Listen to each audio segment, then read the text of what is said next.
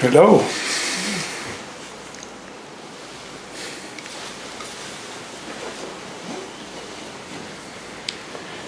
When someone asks me, why do you sit zazen? If I'm honest, I don't have an answer anymore. I think I used to.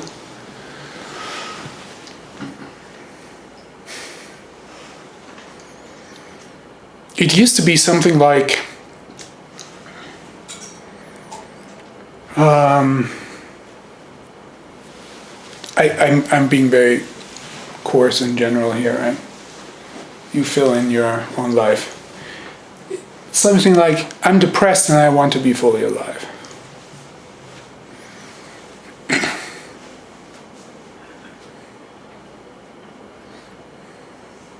Or it might be, it wasn't like that for me, but it might be, I'm anxious and fearful of things and I want to be confident. I'm confused and I want to kind of penetrate through to who I really am. Or I don't know what I'm doing and I want to have more clarity. Or my mind is a total mess and, I need to clean it up.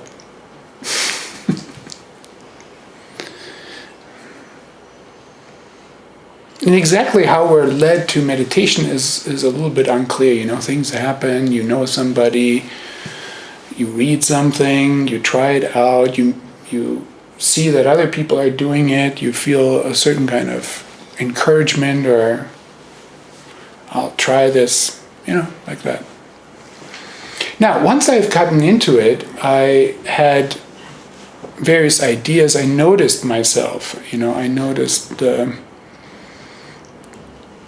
kind of unpolished edges in myself, and I felt like I could be a kinder, more compassionate person, like in my case.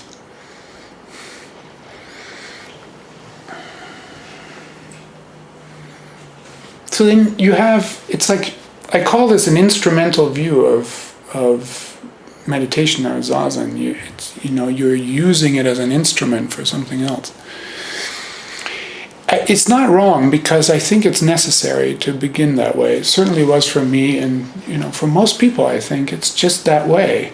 But as you practice this, you recognize over time the limitations of this instrumental view.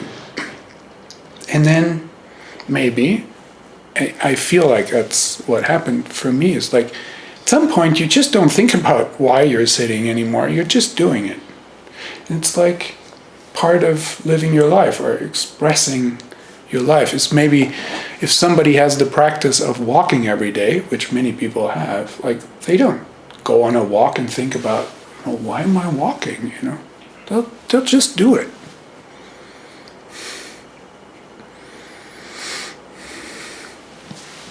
So zazen becomes something like that over time. You just sit because that's what you have been doing, and how it makes sense becomes actually kind of unclear.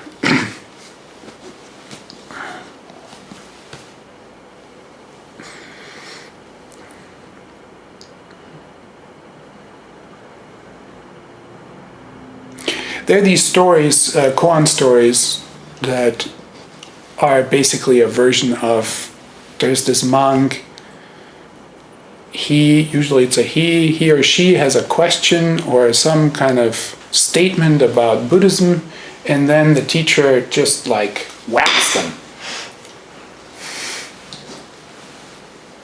Or grabs them by the nose.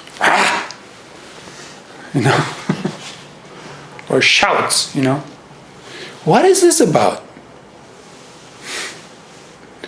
Maybe you think like, okay, so once you're whacked, you get like some jolt and it's like big insights occur and like now you figured out life. I think we have some idea of this, because somebody gets whacked and then they're enlightened and then you think like something has happened, right? They've had a big insight. So anyway, in our lineage, we don't whack people, we don't shout, we don't grab people by the nostrils. I always imagine it's like, what? It's like, oh, geez, what's going on with you? All right, so what happens? I mean, you can feel a certain kind of intensity now that I've enacted this a little bit. So what is like you're jolted out of your like foggy discursive mind into what? What are you invited into when you're whacked, or when you hear a sharp sound? What are you whacked into?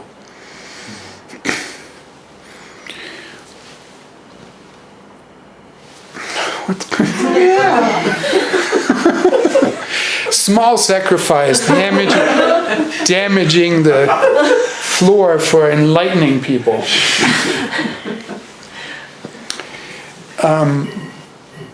What are you whacked into or jolted into? Okay, if I give this a word now, I'm already making a big mistake. But okay, let's make a mistake. Let's call it some kind of presence.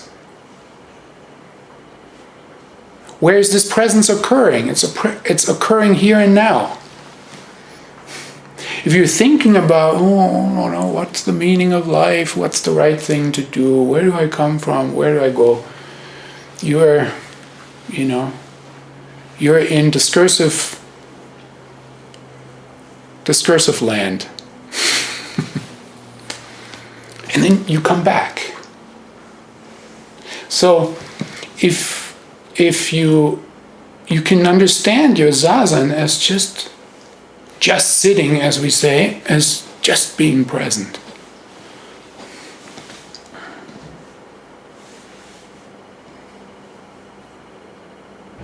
Now, if I say presence, it sounds like a kind of abstraction, and it's kind of, there is this presence, this, sometimes I speak about my experience, this buzz of aliveness, this, your existential presence is palpable. Like, maybe you feel it in the intimacy of your breathing. Maybe you just feel it in the kind of vibratory quality of your body, of all of your cells. Maybe in the vividness of color. Now, this kind of vividness or aliveness or, buzz, it's not occurring when you put yourself into the future and what you want to achieve, or regrets you have about the past, or how great the past was before this problem, this accident occurred, or this divorce you went through. You wish you could live like you did in the past. When you have those kinds of, when your mind is occupied with those kinds of thoughts, this vividness and vitality is not there in the same way. So,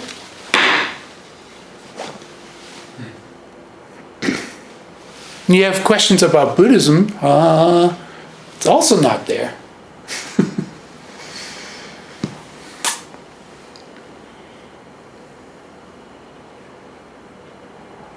So you sit with this kind of intensity.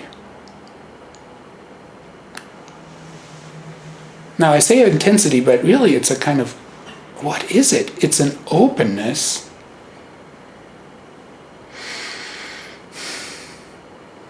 A kind of radical openness, but this radical openness is not separated from the concreteness of this very moment.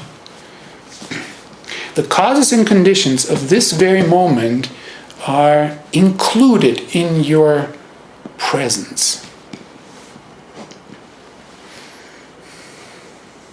You're radically open to, you could say, life as it is right now. That could have a pain, that can have a certain kind of emotional tone, that can be a constellation of relationship. This is what's happening right now, and you are opening yourself to that. And part of I don't know why, but part of being alive is that this openness to receive the causes and conditions of this particular moment also asks us to respond. Because maybe that's just the nature of time. Your life doesn't stop and it's like, okay, I'm contemplating the present. Okay. I don't know why, but time moves on and you're tasked with carrying the present into the present.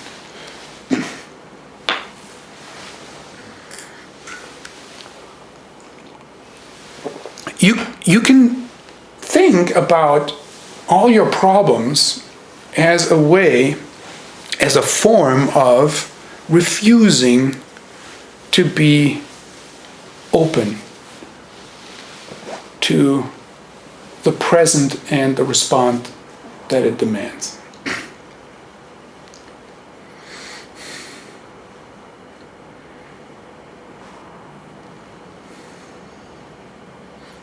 You can cling to the past and refuse to face your situation as it is right now because maybe this is a rather subconscious idea, but if these things hadn't happened to me, I wouldn't have to live this present right now.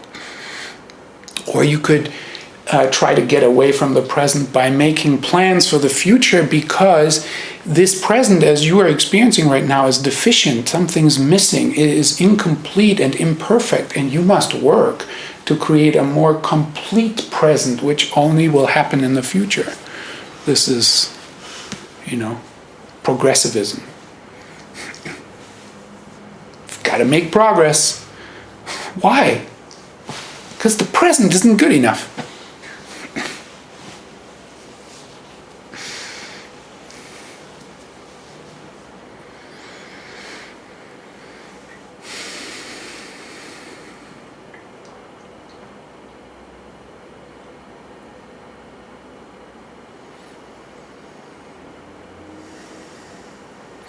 Now, I somehow got myself into giving a series of talks. Nobody asked me to do that. It's just kind of emerging on the everyday dance of form and emptiness.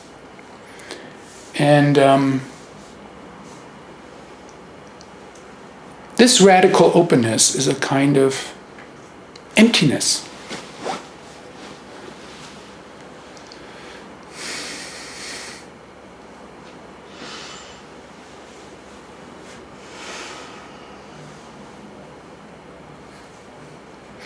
And I'm exploring the view that in each moment, birth and death are simultaneously present.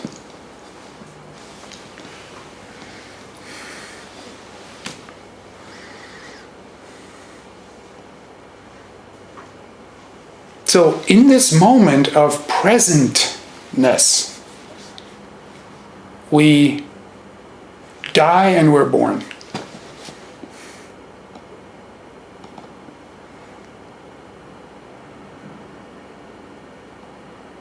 That's a view, and we can explore how useful that view is. Obviously, it's built off of these existential facts of our biological birth and death. This is where these words come from. We're born, we live, and we die.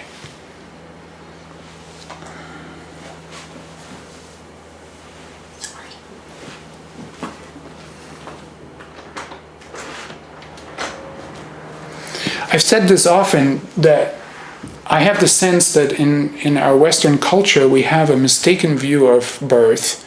When a baby is born, we welcome the baby into the world. And when a person dies, we are saying goodbye to them because they're exiting the world. But I think a more accurate view is that when a baby is born, the baby is born out of the world.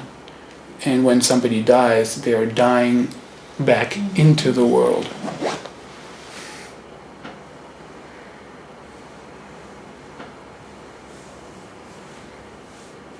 in Dogen's fascicle Undivided Activity, he quotes Master Yuan Wu saying, "Birth is undivided activity, and death is undivided activity." And the fascicle is an interpretation of this statement, or an unfolding of this statement.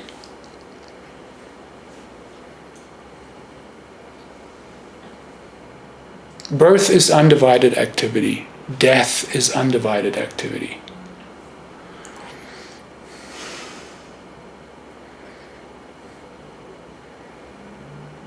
I've said in the past couple of talks, if you haven't heard them, you can listen to them on the podcast, that an initial and important understanding of emptiness that is conceptual is that emptiness means impermanence. That all phenomena are born, stay for a while, dissolve, and die.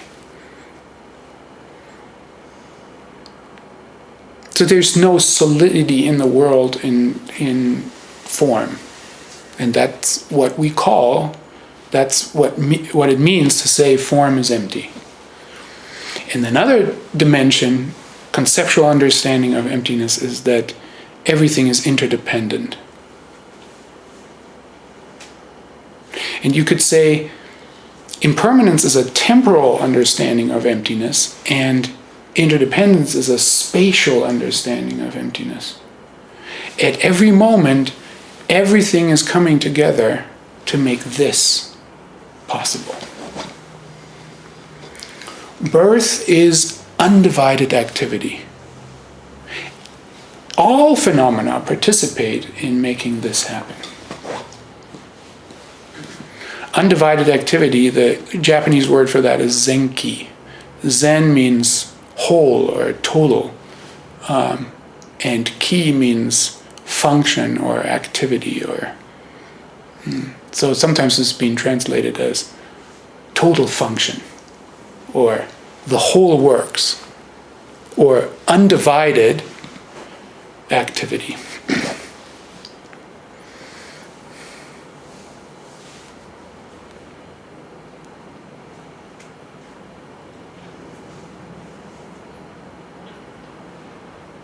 The undivided activity of everything all at once expresses itself as birth.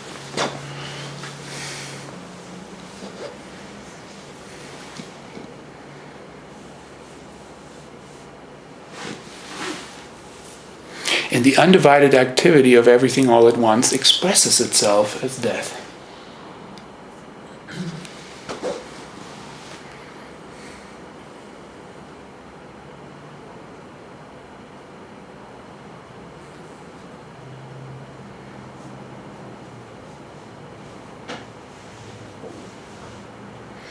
Thich Nhat Hanh says in his,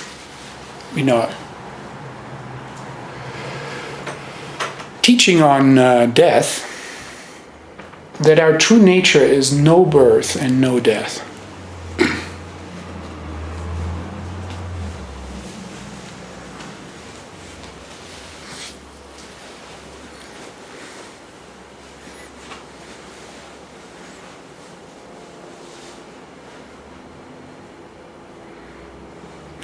When you ask yourself, what am I?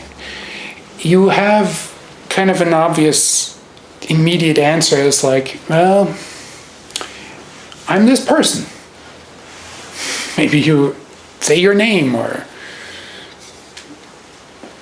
what you do and what roles and positions you occupy in life, and your values or something. You could speak about yourself in those terms as who you are and what your identity is. I would say that is your form. It's the form that your life has taken. Both your body, your mind, your relationships, all that. And now Thich Nhat Hanh says, but your true nature is no birth and no death. which is there's another answer in the wings of the theater of your life. Is like, I am everything all at once, which expresses itself as this life, this personal life.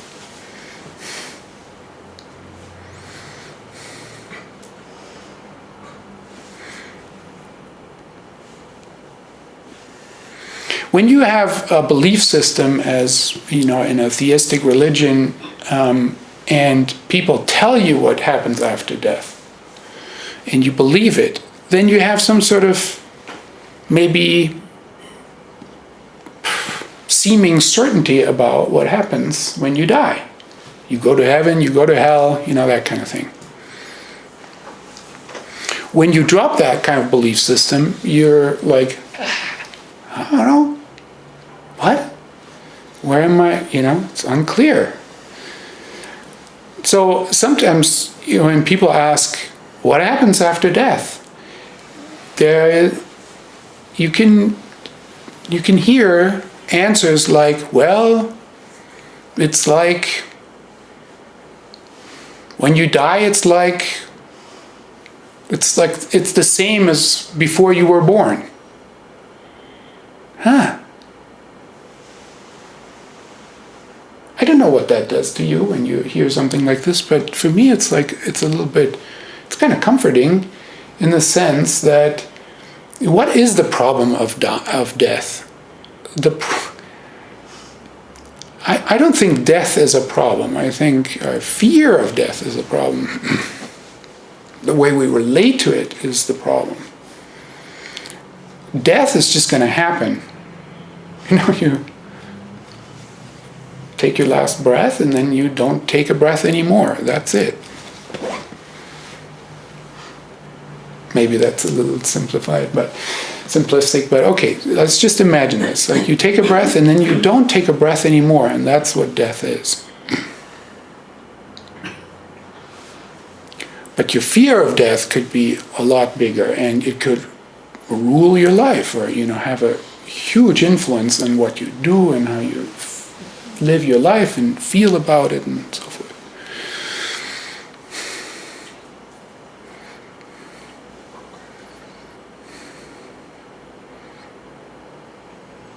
So there's the uncertainty of what death is and what comes after it, maybe. And there's also the fear of annihilation, that you go from existing to non-existing, and you don't want that. So if somebody says, when you die, it's like before you were born, it's sort of like, that means I'm already familiar with it.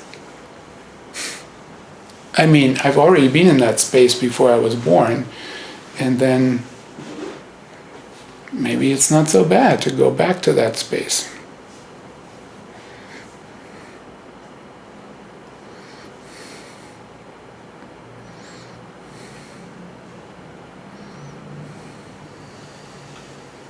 When you start to entertain the view that you are this person, and at the same time you are undivided activity that expresses itself as this person,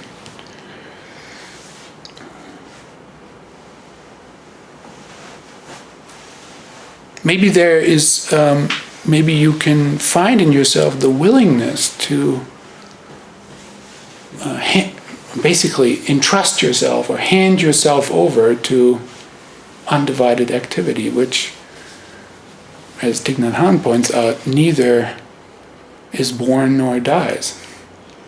It's just continually transforming. Undivided activity is just continually transforming. It takes this shape, it takes that shape.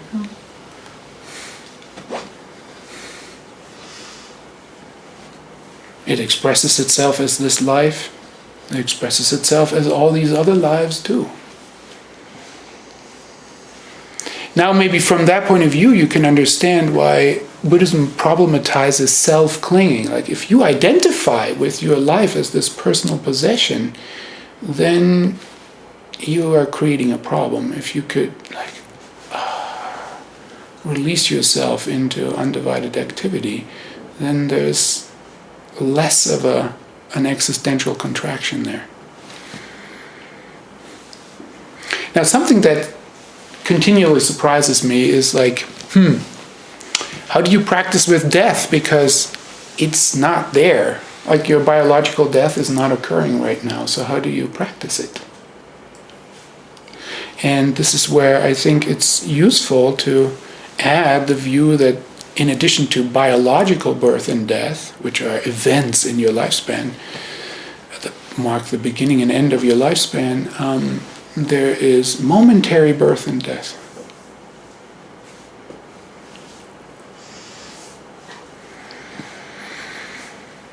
Recently, a practitioner approached me and said if I would be willing to talk to him about how to integrate being a serious practitioner and being a father.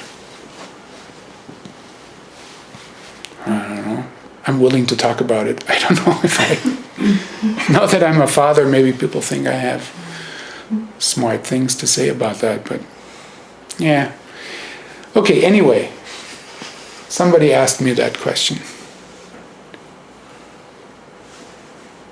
Because there can be a perceived conflict of the demands of a child, how to responsibly respond to the demands that a child poses to you as a person, and making time to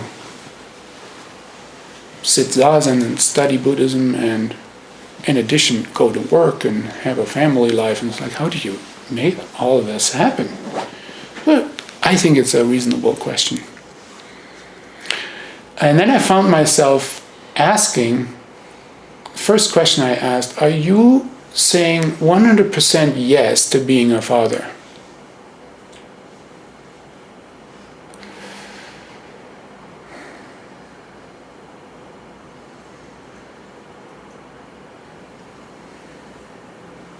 And in asking that question, I started to feel the dimension of birth and death. Like, when a child is born, we usually focus on the new potential of this life that I said before, we usually have the view is coming into the world. And the focus is on that. And that's good. But what isn't what doesn't receive much attention is that the parents' previous life is dead. It's over.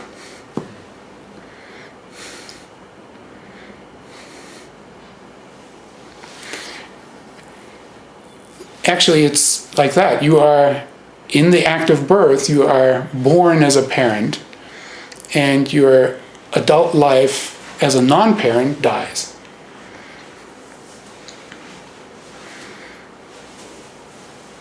Now, women in pregnancy have, 10 months to adjust. Or they're in a 10-month bardo. But fathers, it's harder, your body doesn't go through these changes, and then, you have to bring some clarity to the situation. I talked to my brother-in-law who's visiting right now about this. I mentioned this to him, and then he said, oh yeah, it took me 4 years. It took the birth of another child, he's the father of 2 sons, for me to realize that I couldn't live the way I used to.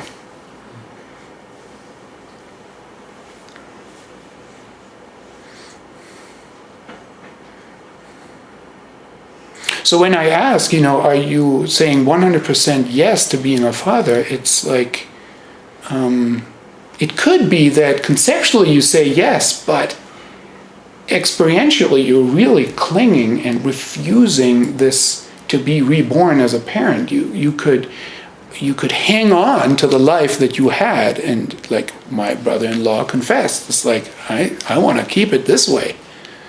And then you are in conflict with what's actually happening. And so I think some fathers are trying to solve this problem by, just abandoning their children and their family. Because then you don't have to be reborn as a parent, or so you think. Right? But this is just an example of a transition in life in which you die and are reborn as something else. And it's a pretty fundamental shift, but you can imagine other situations in which that happens. You are a different person when you change location and move away from a relational network into a new situation. And to really arrive somewhere else, you have to be willing to let this previous self die. Or else you live with the nostalgia of how beautiful that place was that you used to be in. My father lived with this kind of nostalgia for all his life. He was expelled from his homeland by the invading Russian army, and was 5 years old. And there was always this nostalgia of the lost homeland. And then you don't arrive in the present. Part of, I think, why I'm practicing Buddhism is because I know this energy from my father, and I felt like, you've got to make the present moment your home.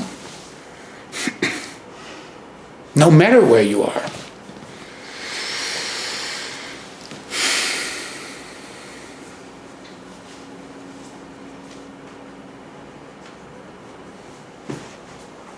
So, now, you can bring this into focus in different ways. You can look at your whole life, how you're born and die. You can look at major transition and crisis in life. Like, every time you feel that a certain cycle in your life has completed and it's time for something new, you can ask yourself, am I willing to die? When an accident happens or an illness strikes and you lose bodily functions, you don't die biologically, you understand, right? But you die as the self that you used to be. And there can be a lot of struggle and grief over what is lost. And the willingness to be reborn into this new set of conditions can be difficult. And yet, when you ask yourself existentially, do I want to miss the vividness of this life as it is right now, or do I want to face up to it? This is the quality of Zazen.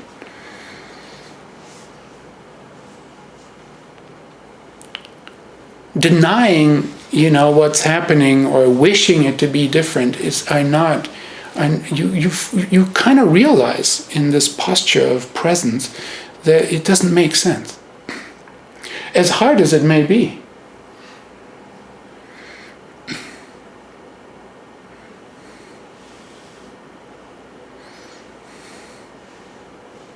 Your true humanity actually shows itself in this facing up to to the conditions as they are.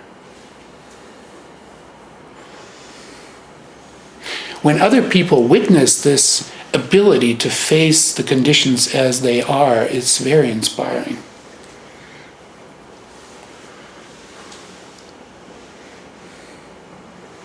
So even if you feel like reduced in your capacity or in your ability to be useful, there is still this inner mental posture of facing life as it is, and when other people are in the presence of that, it is very meaningful.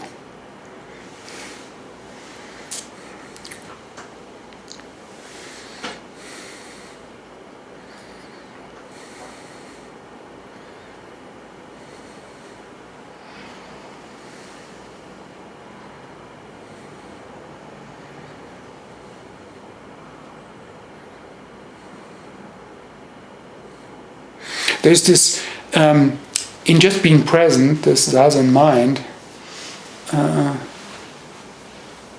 there is maybe what we could call groundlessness. You don't know where you're going. You don't know what the situation brings that you are existentially required to respond to. But our deepest form of saying yes to life is to accept this challenge, to accept this question that life poses to us. Sometimes I think we're trying too much to be in control of our life, which means being in control of the narrative that accompanies our lifespan, rather than seeing that how our life is meaningful comes from reversing this and saying, what is life asking of me to respond to? And when I am present enough to do that, everything makes sense. So when a child comes, I respond by being a father.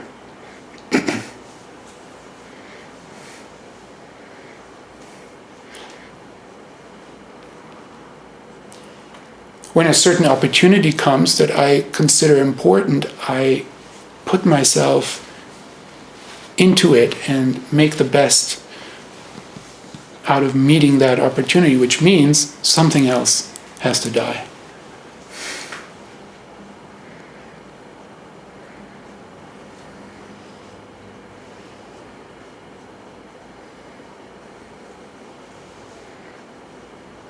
So there's this groundlessness of not knowing how our life unfolds, and then there is the concreteness of the form that we give it every moment anyway, right? It's like, here we are in this situation. It's very concrete. You know what to do.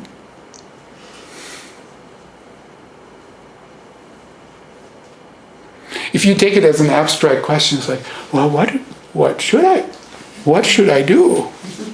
Then you've forgotten that you're just sitting here and listening. That's it. You're just here for this time and listen. It's that easy. And then you're like, well, but is that what I really want?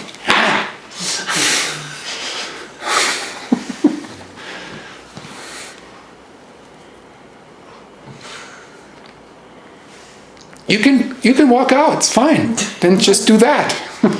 But it's like,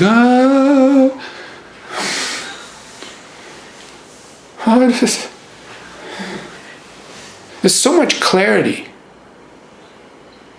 in being willing to accept the mundaneness of your life and respond and respond and respond, and it becomes very meaningful. Make a meal for someone.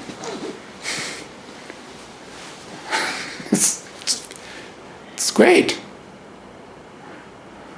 So meaning is produced right there in making a meal for someone who you would like to spend time with or needs food. It's very meaningful. But if you ask for the meaning of your entire life, it's like, geez, there's no answer.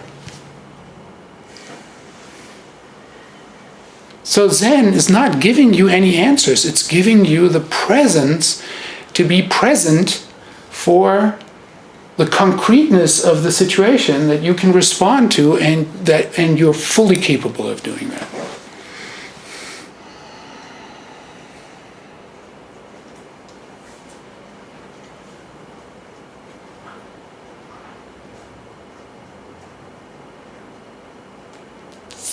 And I'm adding right now to this dance of emptiness, which is, not knowing what's coming, and form, the concreteness of this response. I'm adding to this the view that maybe it's useful to give ourselves permission to die, for old forms of ourselves to really die, fall away. I mean, everything, like the whole past, is stored within the present. That's another talk.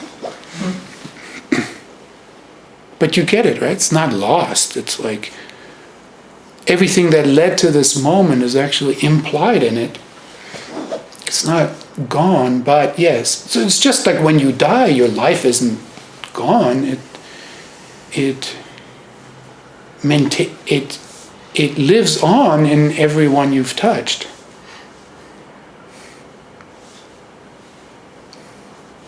But this willingness to let a certain kind of form, a certain kind of structure, a certain kind of configuration of your life, a certain set of ideas, to let them die when it's time for them to die, so that something new can be born that has the vitality of carrying the present into the present and make your life meaningful and worth living. So if you hold on too much,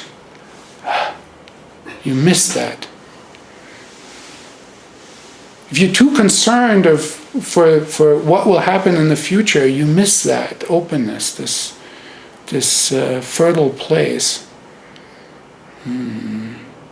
So the willingness to die and the willingness to be reborn in ways that is outside of your control.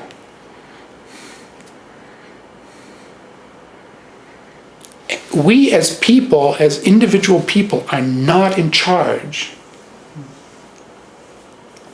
Undivided activity, to use that, undivided activity is in charge. The relational complexity that is organized as, the movement of time is in charge of giving us form moment after moment, situation after situation, life. What's the right word for that? The sort of sections of your life. I don't know. Can't think of it right now.